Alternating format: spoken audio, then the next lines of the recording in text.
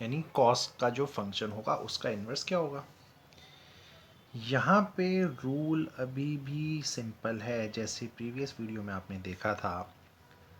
अगर cos theta हमारा कोई आंसर x देता है तो इसी चीज़ का जो इन्वर्स बन जाएगा, यानी थीटा आपका हो जाएगा कॉस इन्वर्स x। ठीक है, तो रूल इज़ वेरी सिंपल। आप प्रीवियस वीडियो को ज़रूर देखिएगा, आपको बिल्कुल क्लियर होगा ये किस चीज़ की बात चल रही है। अब यहीं पे अगर हम इसके ग्राफ पे फिर से जाएं तो हमें थोड़ा डोमेन और इसका जो रेंज होगा यानी प्रिंसिपल वैल्यू ब्रांच, उसमें पहुंचने में हमें इजी रहेगा। As we know 0 degree, 90 degree, 180 degree and so on चलता रहेगा।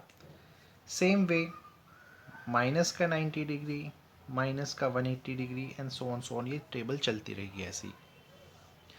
अब वी नो कि cos 0 की वैल्यू 1 होती है,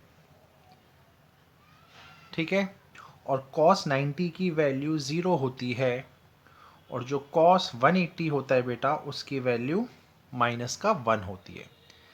सिमिलरली cos माइनस 90 की वैल्यू 0 होती है, और cos माइनस पाई की वैल्यू यहाँ पे अगेन माइनस का 1 हो जाती है।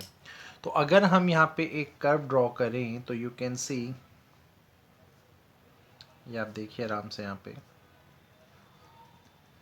कुछ ऐसा इसका ग्राफ बन जाएगा, है ना, कुछ ऐसा ग्राफ इसका बनेगा।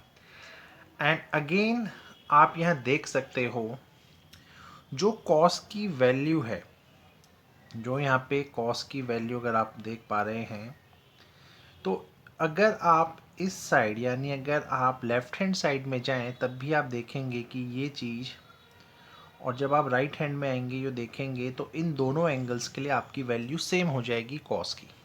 ठीक है, तो यहाँ तक तो दिक्कत नहीं हो रहा होगा समझने में। और हमने क्या बताया था, क्योंकि हमें यहाँ पे इसके डोमेन को रिस्ट्रिक्ट करना होता है, डोमेन को रिस्ट्रिक्ट करना होता है, और डोमेन को अगर हम रिस्ट्रिक्ट करेंगे तो डेफिनेटली उसकी रेंज को भी रिस्ट्रिक्ट करना पड़ेगा। ठीक है, तो पूरा लिख लेता हूँ, रिस्ट्रिक्ट। ओके, तो यहाँ पे हमें इसको भी रिस्ट्रिक्ट करना पड़ेगा, और अगर इसको भी रिस्ट्रिक्ट करना है तो यू कैन सी ये जो इंटरवल यहाँ पे है, ठीक है, 0 से लेके 180 तक का जो इंटरवल है वहाँ पे आपके इस कॉस थीटा का अलग अलग आंसर आ रहा है, कुछ भी रिपीट नहीं है ना। तो जो बेसिकली यहाँ पे कॉस थीटा के लिए डोमेन होता है, जो आपको एक्स की अलग अलग वैल्यू देगा, वो 0 से 180 बन जाता है। तो आई थिंक ये ग्राफ से आपको समझ में आ गया होगा, क्योंकि हमें रिपीटेशन तो करनी नहीं होती है यार, यहाँ पे आपको क्लियर है। वहीं पे ये जो 0 को यू कैन इंक्लूड, 180 को यू कैन इंक्लूड, प्लस 1 और माइनस 1 के बीच में ही इसकी वैल्यू घूमती है। तो ये 1 है, ये 1 माइनस 1 और 1 के बीच में घूमेगी, और ये वैल्यू किसकी घूमती है बेटा, कॉस थीटा की। तो अगर मैं कॉस थीटा की बात करूं तो आपको पता है ये डोमेन होता है, और जो आंसर निकलेगा वो रेंज बन जाता है। ठीक है, वो रेंज बन जाता है। इसको मैं इसलिए लिख रहा हूँ क्योंकि मैं इसको जब कॉस इन्वर्स में कन्वर्ट करूँगा तो जब यही चीज़ कॉस इन्वर्स में हो जाएगी, और let's say cos inverse x की वैल्यू अगर देखी जाए, तो जो आपका डोमेन होगा वो बन जाएगा -1 से 1, और जो आपका रेंज होगा यानी प्रिंसिपल वैल्यू ब्रांच जो बनेगी वो बन जाएगी आपकी 0 से 180। तो कॉस थीटा में 0 से 180 के बीच में आपको आंसर्स देने पड़ेंगे। ठीक है, तो ये है इसकी बहुत बेसिक सी थ्योरी। अब इसके ऊपर हम कुछ क्वेश्चंस को ले लेते हैं। जैसा कि यू कैन सी इस क्वेश्चन में आपसे प्रिंसिपल वैल्यू पूछी गई है। ठीक है, तो देखते हैं आपकी प्रिंसिपल वैल्यू आएगी क्या। So this is cos inverse √3/2। तो रूल इज़ वेरी सिंपल, आपका जो भी आंसर आएगा, आपकी प्रिंसिपल वैल्यू जो भी आएगी उसको 0 से 180 के बीच में ही होना पड़ेगा। ठीक है, ये यहाँ का बेसिक रूल है आपका, 0 से 180 उसको होना पड़ेगा। तो कॉस थीटा की ऐसी कौन सी वैल्यू है बेटा जो √3/2 जाती है ना? तो you will realise cos 30 degree, तो कॉस 30 डिग्री जो होता है यानी π/6 जो होगा, उसका जो आंसर होता है वो √3/2 हो जाता है। And this is cos inverse. जैसे कि साइन में हमने देखा था, ऐसे ही कॉस इनवर्स और कॉस रिमूव हो जाता है, और जो आपका आंसर यहाँ पे आएगा वो आएगा π/6, और π/6 डेफिनेटली आपका 0 और 180 के बीच का वैल्यू है। So this is your answer. अगला क्वेश्चन बहुत स्पेशल क्वेश्चन है, तो उसको भी आप लोग यहाँ देख सकते हैं। बहुत इजी क्वेश्चन है। ये है आपका कॉस इनवर्स, ये है आपका साइन, यहाँ पे भी ये आपका है कॉस इनवर्स 1/2। तो रूल बहुत सिंपल है यार, कॉस की वैल्यू 1/2 कब होती है आपको वो पता करना है, और वो वैल्यू कब होगी आपकी 60 डिग्री पे। तो दिस इज कॉस इनवर्स, और इस 1/2 की जगह आप लिख देंगे कॉस 60 यानी π/3। ठीक है, तो इस चीज़ को यहाँ लिखने से इन लोगों को बिल्कुल चेंज करने का ज़रूरत नहीं है। You can write them as it is, इनको एज इट इज़ लिखिए। ठीक है, अब कॉस इनवर्स कॉस रिमूव होगा, बचेगा सिर्फ π/3, और यहाँ बचा आपका कॉस इनवर्स साइन π/3 यानी 60 डिग्री, और साइन 60 डिग्री कितना होता है √3/2। तो इसी चीज़ को आप लिख सकते हैं कॉस इनवर्स, इसका वैल्यू होता है √3/2, और कॉस इनवर्स का वैल्यू √3/2 कब आता है 30 डिग्री पे। तो इस चीज़ को फर्दर अगर आप 30 डिग्री में कन्वर्ट कर दें, ठीक है, और यहाँ पे आपका कॉस इनवर्स तो रहने ही जा रहा है, अगेन ये आपस में रिमूव हो जाएगा, और आपका आंसर आएगा फिर से π/6, जो कि 0 से 180 के बीच में ही है। होपफुली ये क्वेश्चन आपको क्लियर हो रहे होंगे। ये क्वेश्चन आप जो देख रहे हैं ये CBSE में पूछा गया हुआ क्वेश्चन है, तो इसको बहुत आराम से देखिएगा। बड़ा सिंपल सा रूल है, अगर cos inverse x plus cos inverse y plus cos inverse z जो है अगर वो 3π के इक्वल है, ठीक है, तो 3π का हम ब्रेक कैसे कर सकते हैं, pi plus pi plus pi, है ना? तो ये टोटल 3π हो जाएगा, और अगर मैं इनका रिस्पेक्टिवली कंपैरिजन स्टार्ट कर दूं, तो यहाँ से cos इनवर्स x होगा वो पाई के इक्वल, cos इनवर्स y होगा वो भी पाई के इक्वल, cos इनवर्स जो z होगा वो भी पाई के इक्वल होगा। ठीक है, यहाँ तक बहुत कूल गेम है, कोई टेंशन नहीं है।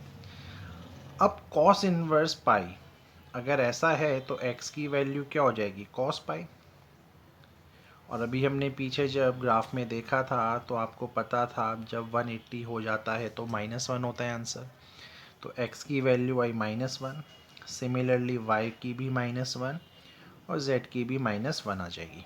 यहाँ तक कोई ट्रबल? अब यहाँ पे आपके दो क्वेश्चंस हैं।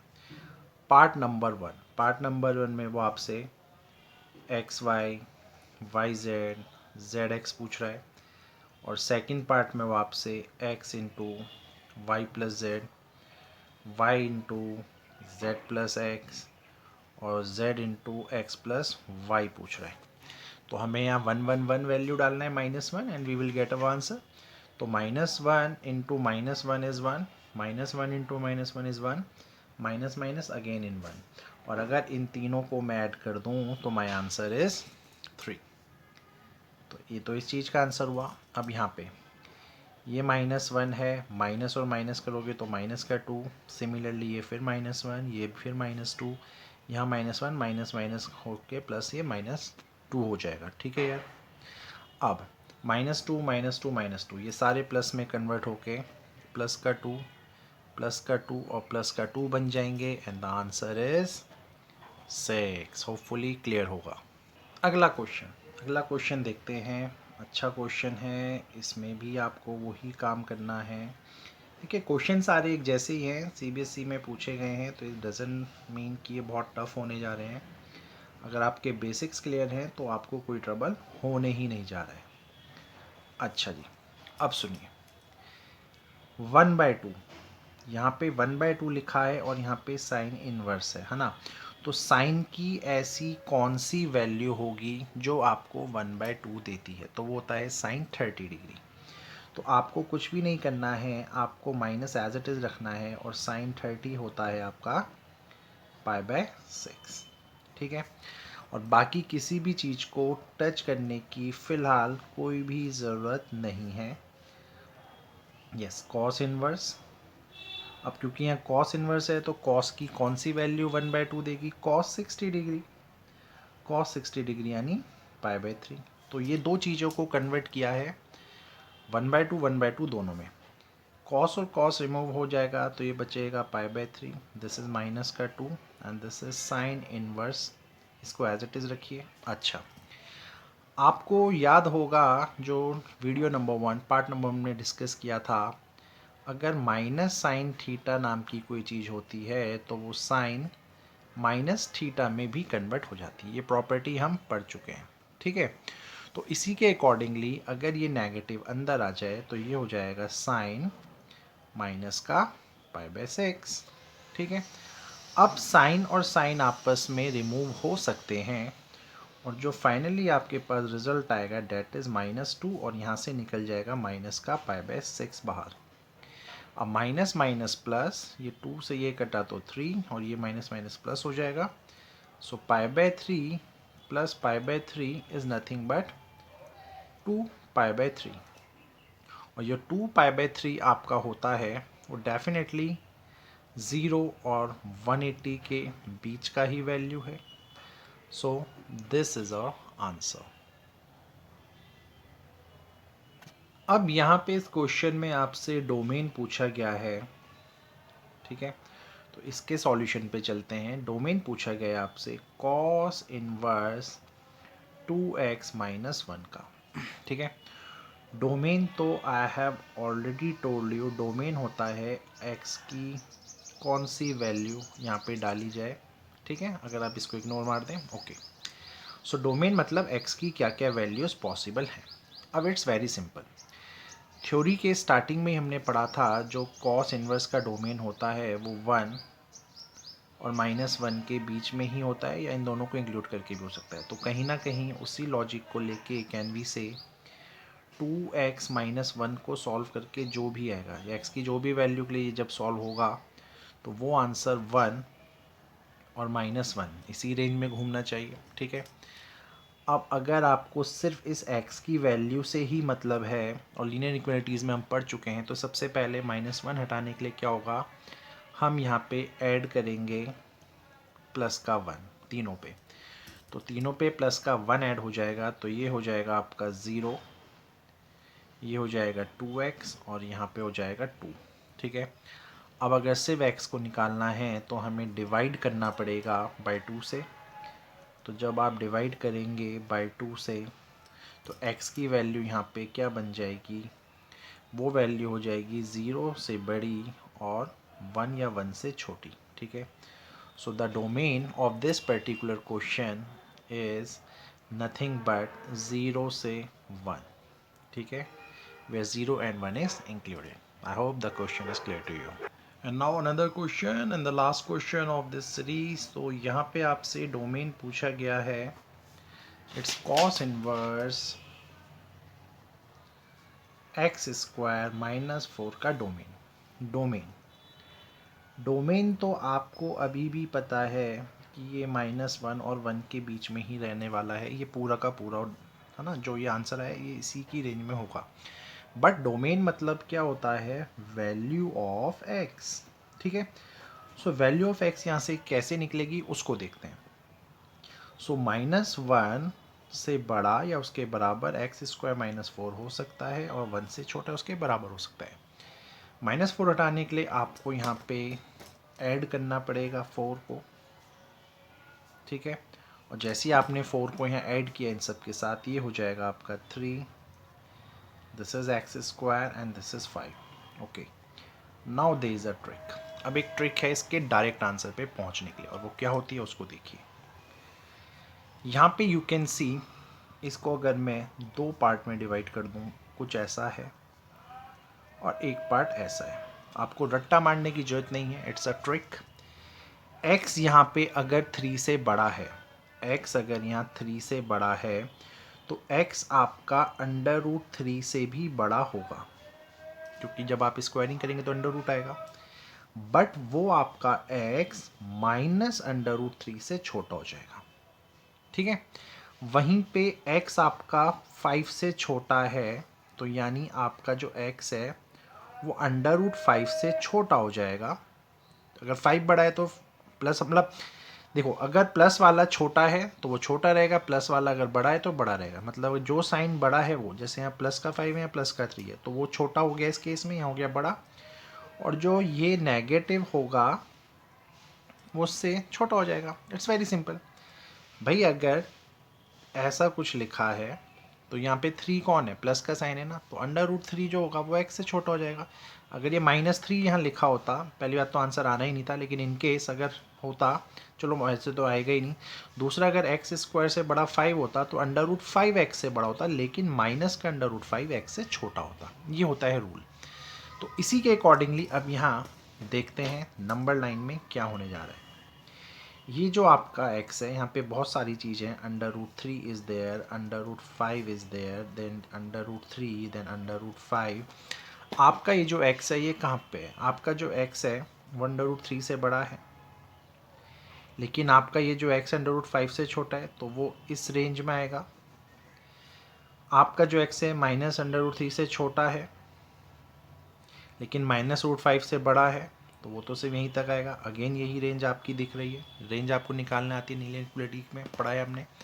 तो जो डोमेन मेरा आया है बेटा, यहाँ से जो डोमेन इस क्वेश्चन में आएगा वो आएगा -5 और minus under root 3 union under root 3 और root 5। This is my domain and I hope the question is clear to you.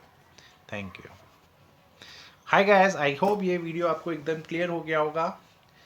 इसमें we have taken the selected questions from R D Sharma, और इसके अलावा भी कोई डाउट होता है तो आप कमेंट सेक्शन में पूछ सकते हैं। Thank you.